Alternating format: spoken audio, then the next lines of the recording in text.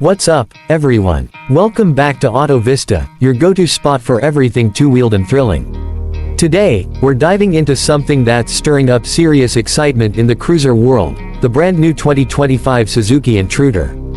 This one's a bold blend of muscle, elegance, and modern tech, and whether you're a longtime fan of the Intruder line or just stepping into the world of cruisers, this bike demands your attention. So let's get into it. First things first, Suzuki has clearly gone all in on the design for the 2025 Intruder. It's got that classic low-slung cruiser silhouette, but with a futuristic edge. The bodywork is tighter, more sculpted, and the lines flow with intent. The front end carries a more aggressive look, thanks to a newly designed LED headlamp cluster that adds a sharp, almost predatory stare. It's like the bike is daring you to ride it. The tank is broad and muscular, adding to the visual heft, while the matte and gloss finishes interplay beautifully depending on the colorway you choose. Now, moving on to what's under that sleek exterior, Suzuki's packing a refined 805cc liquid-cooled V-twin engine in this beast. It's an upgrade on multiple fronts. Performance-wise, it's smoother, torquier, and more responsive than its predecessor. You're looking at around 60 horsepower with a torque figure nudging close to 65 Nm. What that translates to in real-world terms is effortless highway cruising and enough grunt to make overtakes feel like a twist-and-go affair. The engine's mapped brilliantly for both urban comfort and open road freedom. Whether you're rolling through tight city corners or opening it up on long stretches, the 2025 Intruder keeps things relaxed and powerful. One of the biggest changes you'll feel immediately is in the ride quality. Suzuki has revised the suspension setup, giving it more travel and better damping characteristics. Up front, there's a new telescopic fork with upgraded internals, while the rear gets dual shock absorbers that now offer adjustable preload. It's not just a cosmetic update, the handling feels planted, and even rough patches of road get ironed out with minimal feedback to the rider. The frame has also seen some tweaks to improve rigidity while shaving a bit of weight. This improves overall handling without sacrificing the cruiser comfort DNA that the Intruder series is known for.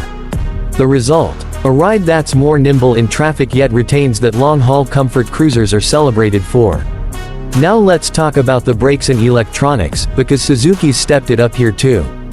Dual disc brakes up front and a single disc at the rear now come standard with dual-channel ABS. Braking is progressive and inspires confidence even when you push a bit harder. On the electronics front, there's a new digital-analog hybrid instrument cluster that brings in a bunch of handy information: gear position indicator, fuel range, average fuel economy, and even a clock. It's well laid out and super easy to read, even under sunlight. And here's where it gets interesting: Suzuki has finally brought in ride-by-wire throttle for the Intruder. That means crisper throttle response and the potential for ride modes in future iterations. While this version doesn't include switchable ride modes, the foundation is clearly being laid.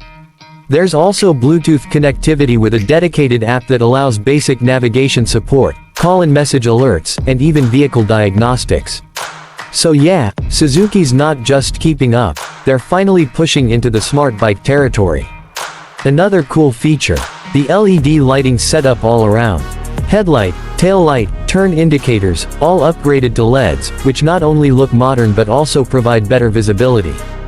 And can we talk about that exhaust note for a second? Suzuki's tuned the twin exhausts to deliver a deeper, throatier sound that's pure ear candy.